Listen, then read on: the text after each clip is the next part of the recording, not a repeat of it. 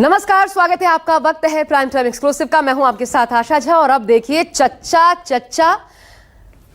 गच्चा कौन सच्चा। जी हां, चच्चा और गच्चा की सियासत हो रही है। उत्तर प्रदेश की सियासत में हिसाब बराबर का दरअसल ये खेल है जो चल रहा है, जिसे शुरू किया अखिलेश यादव ने, जो योगी आदित्यनाथ और केशव प्रसाद मौर्य से होता हुआ चचा और गचा पर आके ठहरा है। यूपी विधानसभा का सत्र चल रहा है और योगी आदित्यनाथ जब बोलने उठे अपने पहले ही भाषण में उन्होंने शिवपाल यादव के नेता प्रतिपक्ष ना बन पाने पर तंज कसा। कहा भतीजा चचा को गच्चा दे गया, जिसे सुन सदन ठहाकों से गूंज उठा। लेकिन संदेश जिस अंदाज में पहुंचा उस पर पहले शिवपाल यादव फिर अखिलेश यादव ने योगी आदित्यनाथ को लखनऊ से लेकर दिल्ली तक घेरा। बात 27 में होने वाले विधानसभा चुनाव में कौन किसको गच्चा देगा यहां तक जा पहुंची यूपी के सियासी मिजाज ने दिल्ली तक की सियासत को बेहद दिलचस्प मोड़ पर ला खड़ा किया है। देखिए चचा गच्चा आखिर कौन है सच्चा।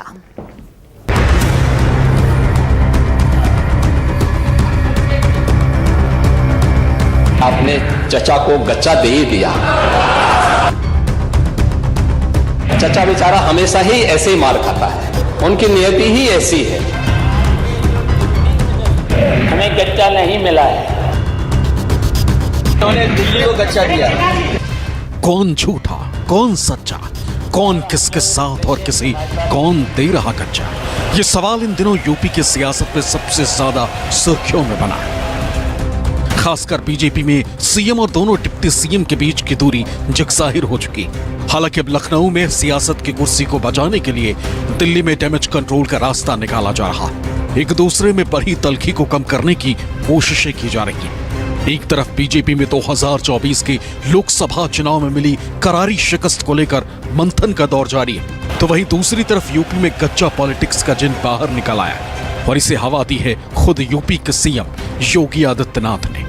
विधानसभा के सत्र के दौरान योगी जब बोलने को खड़े हुए तो नेता विपक्ष माता प्रसाद पांडे को एक तरफ बधाई दी तो वहीं दूसरी तरफ चाचा शिवपाल से चुटकी ले कहा कि एक बार फिर चाचा को गच्चा दे दिया। उनकी नियति में गच्चा खाना ही लिखा है, क्योंकि उनका भतीजा यानी अखिलेश यादव को उनसे डर लगता है। पहले तो आपके चयन के लिए मैं आपको बधाई देता हूं। ठीक है, अलग विषय है कि आपने चचा को गच्चा दे ही दिया। चचा बेचारा हमेशा ही ऐसे ही मार खाता है, उनकी नियति ही ऐसी है, क्योंकि भतीजा हमेशा भयभीत रहता है। एक तरफ योगी ने शिवपाल पर चुटकी ली तो चाचा शिवपाल ने भी पलटवार करने में देर नहीं लगाई। योगी पर ही उन्हें गच्चा देने का आरोप मर दिया। साथ ही कहा कि 2027 में उनके डिप्टी सीएम ही उन्हें गच्चा देने जा रहे हैं और समाजवादी पार्टी की सरकार बनने जा रही है। हमें गच्चा नहीं मिला है। पांडे जी बहुत सीनियर हैं, 3 वर्ष में आपके संपर्क में रहे, तो गच्चा तो आपने भी दिया। आपने गच्चा दिया तो उत्तर प्रदेश इस चुनाव में पीछे रह गया। 27 में समाजवादी पार्टी फिर से हरा देगी और आपके जो डिप्टी चीफ मिनिस्टर हैं वो आपको फिर गच्चा देंगे। उधर अखिलेश से जब गच्चे को लेकर सवाल पूछा गया तो अखिलेश ने कहा कि योगी आदित्यनाथ ने दिल्ली को गच्चा दिया है। चाचा को धक्का गच्चा दिया आपने? नहीं, मैंने धोखा नहीं दिया, उन्होंने दिल्ली को धोखा दिया है। चाचा को गच्चा दे दिया सर, चाचा को गच्चा दे दिया कह रहे योगी। उन्होंने दिल्ली को गच्चा दिया। सिर्फ इतना ही नहीं, बल्कि दिल्ली में संसद की कार्यवाही में भतीजे अखिलेश यादव ने प्रधानमंत्री नरेंद्र मोदी और सीएम योगी आदित्यनाथ के बीच नमस्ते पॉलिटिक्स पर चुटकी ली। संसद में अखिलेश यादव ने बीजेपी पर तंज कसते हुए कहा कि हाल ये हो गया है कि उत्तर प्रदेश में जब से ये लोग हारे हैं तो आपस में नमस्ते नहीं कर रहे हैं। इस बात का दर्द है। हमने वो वीडियो देखा है जिसमें ना कोई किसी को देख रहा है और ना ही नमस्ते कर रहा है, जो अपने आप को बहुत ताकतवर कहते हैं, लेकिन जिसने हराया उसको हटा भी नहीं पा रहे हैं। उत्तर प्रदेश से जब से हारे हैं तब से कोई नमस्कार नहीं कर रहा है। तकलीफ वो है आपको।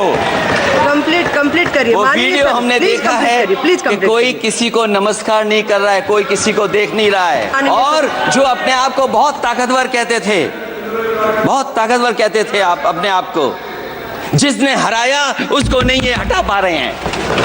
यूपी की सियासत में गच्चा पॉलिटिक्स की एंट्री ने बीजेपी की चिंताएं बढ़ा दी हैं। सदन के भीतर मुख्यमंत्री योगी आदित्यनाथ ने भले ही गच्चा पॉलिटिक्स पर चाचा शिवपाल यादव की चुटकी ले ली हो, लेकिन इससे इतर भारतीय जनता पार्टी खुद ही दो खेमों में बटी हुई नजर आती है। एक तरफ मुख्यमंत्री योगी आदित्यनाथ हैं, तो दूसरे खेमे में दोनों डिप्टी सीएम यानी केशव प्रसाद मौर्य और ब्रजेश पाठक खड़े नजर आते हैं। आने वाले उपचुनाव के साथ ही 2027 के विधानसभा चुनाव में भी ये हालात भारतीय जनता पार्टी के लिए मुश्किल भरे हैं। यानी भारतीय जनता पार्टी की इस गुटबाजी और खेमेबंदी को लेकर सिर्फ उत्तर प्रदेश के ही नेतृत्व में नहीं, बल्कि बीजेपी हाईकमान की भी चिंताएं बढ़ी हुई हैं। लोकसभा चुनाव के दौरान उत्तर प्रदेश में कई बड़े बड़े सूरमा गच्चा खा गए। सारे चुनावी पंडित कुछ और कह रहे थे, लेकिन जनता ने फैसला कुछ और दे दिया। राज्य में 37 सीटों पर जीत हासिल कर समाजवादी पार्टी सबसे बड़ा दल बनकर उभरी, तो उसके मुखिया अखिलेश यादव सबसे बड़े राजनीतिक खिलाड़ी। चुनाव में उनको मिली सफलता ने उन्हें देश के चाणक्यों की सूची में ला दिया। ऐसे में उनकी हर एक चाल सटीक बैठती दिख रही। यही वजह है कि समाजवादी पार्टी 2027 में बीजेपी के गच्चा खाने की बात कर रही है। 2027 में भी वक्त है और भारतीय जनता पार्टी अगर इस वक्त का इस्तेमाल अपने कील कांटे दुरुस्त करने में करती है और पिछड़ी जातियों को अपेक्षाकृत अधिक प्राथमिकता देती है, पदों में, नियुक्तियों में, संगठन में, तो मुझे लगता है चीजें उसके काबू में आ सकती हैं। जरूरी नहीं है कि 2024 जैसी स्थितियां 2027 में भी हो। हालांकि कौन किसे कच्चा देगा और 2027 में क्या होगा, इसमें अभी काफी समय बचा, लेकिन इस कच्चा पॉलिटिक्स के मायने क्या है, इसे समझना भी जरूरी हो जाता है। मार खाता है। तो 2027 तो दूर है, लेकिन दिशा जरूर तय हो रही है। और सीधा सवाल देखिए, 2027 में आखिर कौन खाएगा गच्चा? जब चचा की बात हो रही है, सच्चा कौन है इसकी बात हो रही है, तो किसको 2027 गच्चा देगा? देखिए, हम आपको दिखाते हैं क्या हो रहा है। दोनों पार्टियों की स्थिति समझिए। समाजवादी पार्टी 2024 लोकसभा चुनाव में शानदार प्रदर्शन देख चुके हैं आप, 37 सीटों के साथ। बीजेपी लोकसभा चुनाव में ग्राफ गिरा है, जो सबसे बड़ी टेंशन के रूप में बीजेपी के लिए उभर कर सामने आया है। समाजवादी पार्टी के पक्ष में जाता है अखिलेश का पीडीएफ फॉर्मूला, जो कि इस चुनाव हिट रहा, भरपूर समर्थन मिला। अब इसी पीडीएफ फॉर्मूले की कोई काट मिल नहीं पा रही है बीजेपी को। यह अपने आप में एक बड़ा सवाल है। पार्टी में एक जुटता नजर आ रही है। फिलहाल समाजवादी पार्टी में शिवपाल यादव को सुना आपने, उन्होंने क्या कहा जब तंज कसा मुख्यमंत्री योगी आदित्यनाथ ने कहा 3 साल तो हम आपके साथ भी रहे, आपके समर्थन में रहे, लेकिन आपने गच्चा दी। गच्चा तो एक्चुअली में आपने दिया। अब देखिए, बीजेपी सीएम और डिप्टी सीएम में मनमुटाव की खबरें जो लगातार सुर्खियां बटोर रही हैं, और ये ऐसी दूरी है जो खत्म नहीं हो रही। इसके अलावा अगड़ी जाति के वोट बैंक पर अब एक बड़ा प्रहार किया है अखिलेश यादव ने, पीडीए प्लस अगड़ी जाति को जोड़कर कोर वोट बैंक को एकजुट रखने की अब चुनौती ऐसे में बीजेपी के सामने आकर खड़ी हो गई है। साथ ही सरकार की नीतियों को चुनौती दे रहे हैं अखिलेश यादव बार बार, और अब तो सदन में है तो खुलकर बोलते हैं। बीजेपी पार्टी में आगे की रणनीति पर मंथन पर काम कर रही है, लेकिन अभी तक कोई दिशा तय जो है वो निकलकर सामने नहीं आती। यानी एक और सब कुछ फिलहाल के लिए बिल्कुल सही सटीक दिशा में नजर आता है, दूसरी ओर उठापटक और दिशाहीनता नजर आती है। लेकिन यह भी तय है कि विधानसभा उपचुनाव इस दिशा में यकीनन बहुत परिवर्तन लाएगा, और सारी जद्दोजहद फिलहाल इसी को लेकर नजर भी आती है।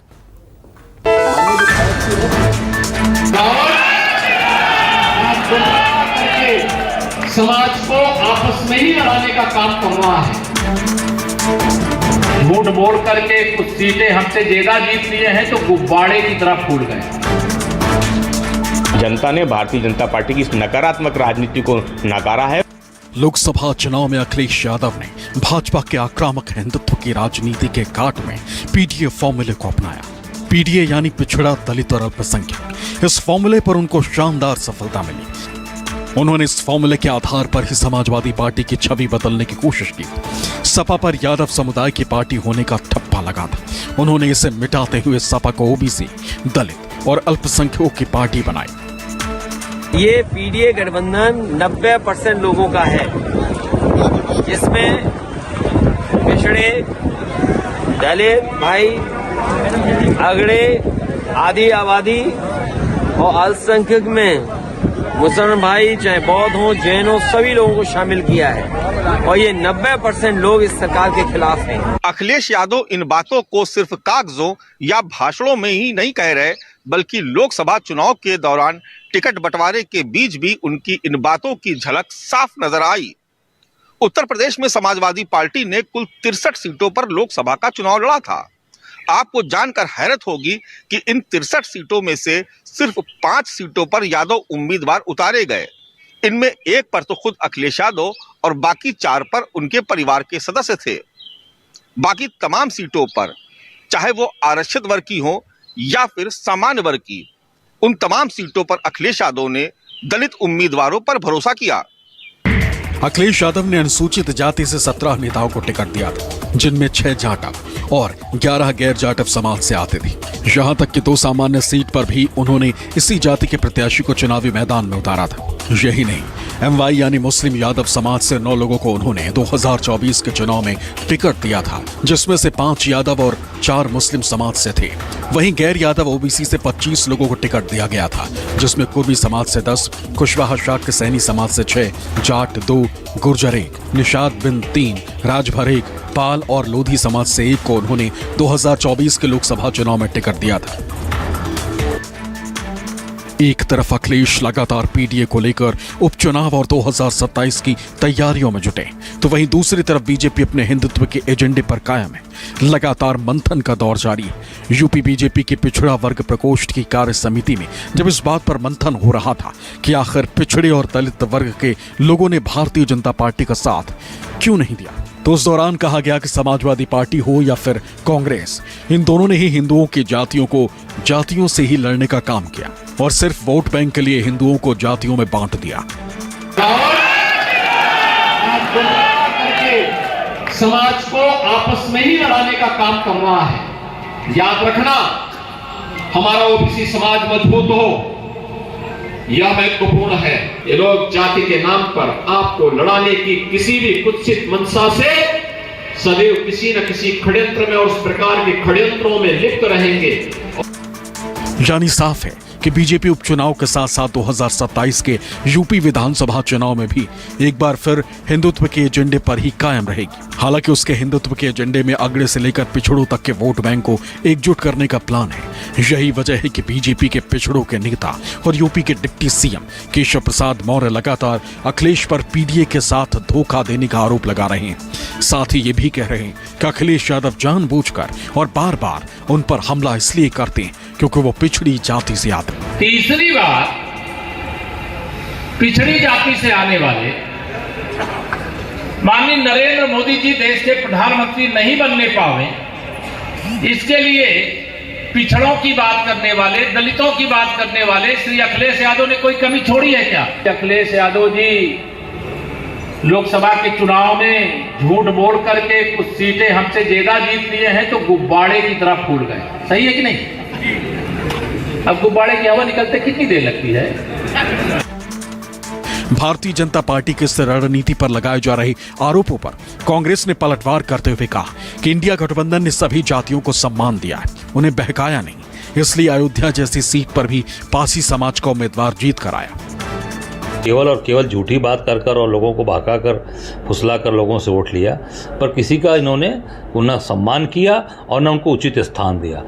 इंडिया गठबंधन ने सबको सम्मान दिया, स्थान दिया। आप देख सकते हैं कि आज जो अयोध्या से जीते अवधेश प्रसाद जी, वो पासी समाज से आते हैं। उनको वहाँ पर आप देखिए वहाँ के लोगों को स्नेह प्यार मिला, आशीर्वाद मिला। तो मुझे लगता है कि हर वर्ग को कोई ऐसा वर्ग नहीं था जिसको साथ नहीं दिया।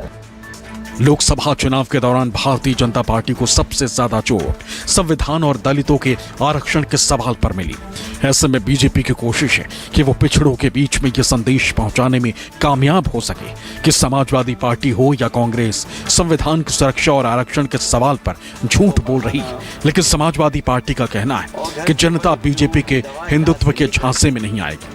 भारतीय जनता पार्टी के पास जो मुद्दे हैं वही हिंदू मुसलमान, मंदिर मस्जिद, भजन कीर्तन, अजान, लव जिहाद, हिजाब, नकाब, मदरसा, फिल्में, मज़ारे, यूसीसी, हलाल प्रोडक्ट, और भारतीय जनता पार्टी इन्हीं मुद्दों के इर्द गिर्द राजनीति करना चाहती है। वो नफरत की राजनीति करती है, नकारात्मक राजनीति करती है और लोकसभा चुनाव में जनता ने भारतीय जनता पार्टी की इस नकारात्मक राजनीति को नकारा है। उपचुनाव में भी भाजपा की इस नकारात्मक राजनीति को जनता नकारने जा रही है।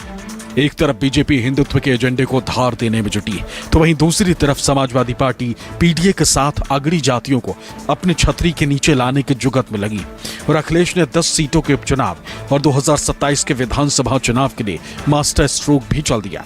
अखिलेश ने ब्राह्मण चेहरे माता प्रसाद पांडे को यूपी विधानसभा में नेता विपक्ष बनाकर मास्टर स्ट्रोक चला। यानी साफ है कि यह अखिलेश की पिछड़ों के साथ साथ अगड़ों को जोड़ने की कवायद है। 2024 में अखिलेश ने पीडीए कार्ड चला था, लेकिन अब पीडीए फॉर्मूले के बाद सवर्ण कार्ड खेला ताकि उपचुनाव में सवर्ण वोट बैंक को साध सके।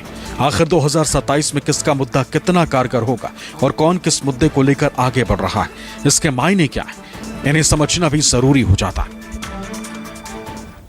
तो ये 2027 की सियासी बिसात है जो बिछ रही है। इसमें कौन फेल कौन पास होगा इस पर नजर रहेगी, लेकिन समाजवादी पार्टी और बीजेपी के बीच देखिए क्या नजर आता है, किस तरीके की तैयारियां हैं। पीडीए फॉर्मूले को जमीन पर उतारा है समाजवादी पार्टी ने, इसके विस्तार पर काम कर रही है, जबकि बीजेपी हिंदुत्व के एजेंडे पर ही काम कर रही है। ऐसे फैसले लगातार योगी आदित्यनाथ सरकार के सामने आ रहे हैं। इसके अलावा अगड़ी जातियों में सेंधमारी की कोशिश है अब अखिलेश यादव की, ब्राह्मणों को साथ जोड़कर। तो बीजेपी हिंदुत्व से पीडीए को जोड़े, जो छिटका हुआ वोट बैंक है उसमें एक बार फिर सबको समाहित किया जाए।